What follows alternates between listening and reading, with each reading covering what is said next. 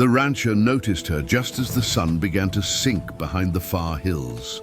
When the light turned thick and coppery and the desert seemed to hold its breath, she stood near the broken stretch of fence at the eastern edge of his land, half in shadow, half caught in the dying glow. At first he thought she might be a mirage, another trick of heat and loneliness that came with many years spent watching empty horizons. But she didn't fade when he blinked. She remained still as a post driven deep into the earth. He slowed his horse and studied her from a distance. She was young, though hardship had aged her eyes. Her dark hair was braided with beads worn smooth by time, some missing, some cracked. Dust clung to her buckskin dress, and her bare feet were cut and swollen, the kind of feet that had walked far without rest. One arm was held stiff against her side, stained dark where blood had dried. She looked injured, exhausted, and yet unbowed.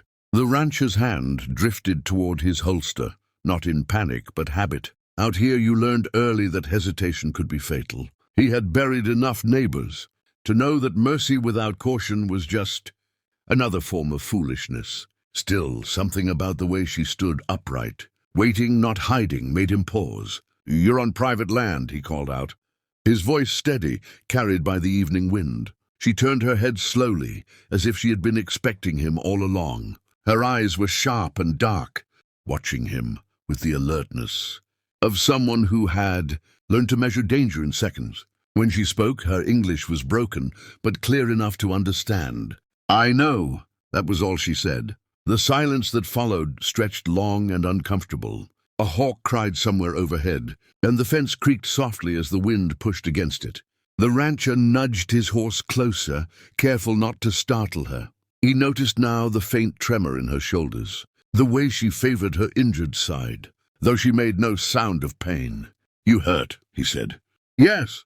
No excuses, no explanation. He studied her face, expecting fear or maybe defiance. Instead, he found something else entirely, resolve mixed with exhaustion, like a person who had already survived more than anyone should have to. "Where you come from?" he asked. She glanced back toward the open desert, toward the endless stretch of land that swallowed people whole. "From there," she said simply. He nodded. That answer told him enough. The sun dropped lower, and shadows stretched across the ground. Night would come fast, and with it the cold and the coyotes. He knew what happened to injured travelers who wandered too long after dark. "What do you want?" he asked at last. She drew in a slow breath, as if the words were heavy. "I can't live without a man." The statement caught him off guard, not because it sounded desperate, but because it didn't. She wasn't pleading. She wasn't lowering herself. She was stating a fact, the way one might say they couldn't live without water or shelter. He shifted in the saddle, unsure how to answer that. "My people are gone," she continued, her gaze fixed on him now. "Soldiers came, then sickness, then winter." She touched her chest lightly. "I lived. Others did not." The rancher felt a familiar tightening in his gut. He'd heard versions of this story before, whispered around campfires and spoken aloud in courtrooms where no one listened. It never got easier to hear. "I work," she said. "I learn. I do not steal. I do not bring trouble." "That remains to be seen," he replied, though his voice lacked heat. She tilted her head slightly. "You have fence broken. You have horses. You have land. You need hands." He almost smiled at that. She was right, and she knew it. "You planning to stay forever?" he asked. Her eyes flickered just for a moment. "I plan to live." He let out a slow breath and glanced at the horizon. The sky was deepening now, stars beginning to prick through the fading light. If he sent her away, she would vanish into that darkness, and by morning, there would be no sign she had ever stood there at all. "You got a name?" he asked. "Naya," she said. "It means one who survives." He nodded. "Figures." He dismounted slowly, keeping his movements calm and predictable. Up close he could see how young she really was, how thin her wrists were beneath the grime, how her injury had been poorly bound with a strip of cloth that had once been clean. "You know what folks around here think about Apaches," he said carefully. "Yes," she replied. "They think we are ghosts or animals." He winced at that. "Some of them do." "I am neither," she said. He believed her. "All right," he said after a long pause. "You can stay the night. That's all I promise." Her shoulders sagged slightly, the tension easing from her frame. She bowed her head, not in submission but acknowledgement. "Thank you," she said. He opened the gate and gestured for her to walk ahead of him. She hesitated only a second before stepping through, crossing an invisible line that separated the wild from something resembling safety. As they moved toward the ranch house, the first stars fully visible now, the rancher couldn't shake the feeling that this moment, this quiet decision made at sunset, would change more than just one night's outcome. Behind him the fence creaked again in the wind, and the desert swallowed the last of the light. The days after Naya crossed the fence settled into a rhythm the rancher hadn't known he was missing. At first, he kept his distance, watching her the way one watched a wild animal, careful, alert, ready for sudden movement.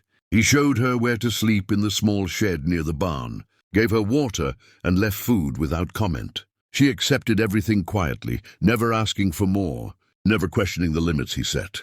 Before the first dawn broke, he heard movement outside. He reached for his rifle out of habit, then paused. Through the window, he saw her already awake, kneeling by the water trough, washing her hands and face with deliberate care. When the sun crested the hills, she was already working, lifting a bucket twice her weight, teeth clenched but back straight. He didn't tell her what to do. He didn't have to. She watched, learned, copied. By the second day, she understood the horses better than some of the hired men he'd lost over the years. She spoke to them in a low, steady voice that seemed to calm even the nervous ones. When one kicked out, she didn't flinch. She waited patient until the animal settled, then moved again. At meals, she sat apart at first, eyes lowered, eating only what was offered. On the third night, he slid an extra piece of bread toward her without looking. She met his gaze for a brief second, then nodded. It felt like an agreement had been made, though neither of them named it. Word traveled faster than dust on the plains. By the end of the week, men in town had noticed the Apache girl at the ranch. Some came out of curiosity, others with poorly hidden resentment. They stood at the fence line, leaning on saddles, pretending to admire horses while their eyes followed her every move. "She trouble," one of them said, spitting into the dirt. "She's work," the rancher replied, voice flat. Another laughed. "That what you call it now?" The rancher didn't rise to it. He'd learned long ago that some arguments only fed the fire. Still, he watched their hands, measured the distance between their boots and his gait. When they finally rode off, their laughter lingering in the air, he found Naya standing near the barn, jaw tight. "They will come back," she said. "Maybe," he answered. "If they do, they'll answer to me." She studied his face as if weighing the truth of his words. Whatever she saw there seemed to satisfy her. That night, a storm rolled in without warning.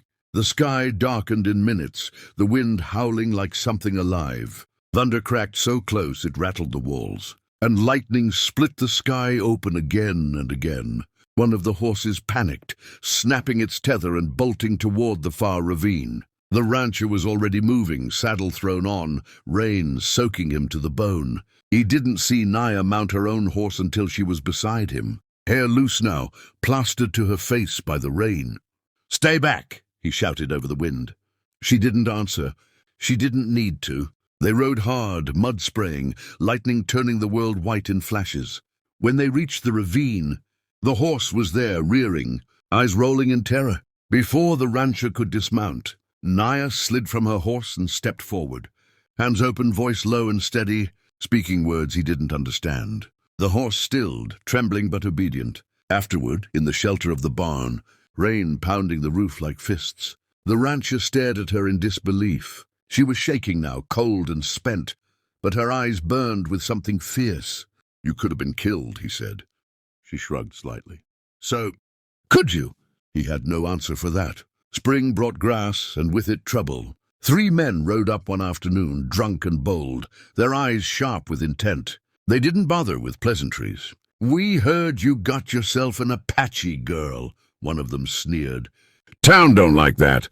"She's under my roof," the rancher said, rifle resting easy in his hands. Naya stepped beside him, not behind. The men noticed, and something shifted. What they'd expected, fear, submission, wasn't there. You gonna shoot us over her?" Another man asked. "If I have to," the rancher replied. Silence stretched tight and dangerous. Finally, the men spat curses and rode off, threats trailing behind them like dust. When they were gone, Naya let out a slow breath. "You could have sent me away," she said. He looked at her then, really looked at her. "And lose the best hand I've got." A faint smile touched her lips, brief but real. That night they sat by the fire, the space between them smaller than before. Naya stared into the flames, eyes reflecting the light. "In my world," she said quietly, "people think needing someone is weakness." The rancher poked at the fire with a stick. "Out here, needing someone might be the only reason you make it." She nodded. "I said I can't live without a man, but I meant I cannot live without standing with someone. Alone we break." He considered that for a long moment. "Then you can stay," he said. "Not because you need me, because we're stronger this way." She met his gaze, steady and unafraid. No vows were spoken, no promises made, but in that quiet understanding, something solid took root, something neither storm nor hatred could easily tear apart. Outside, the wind softened, and the prairie settled into night, holding the fragile beginning of a life forged, not by ownership or fear, but by choice. You enjoyed the story? Please don't forget to like and subscribe.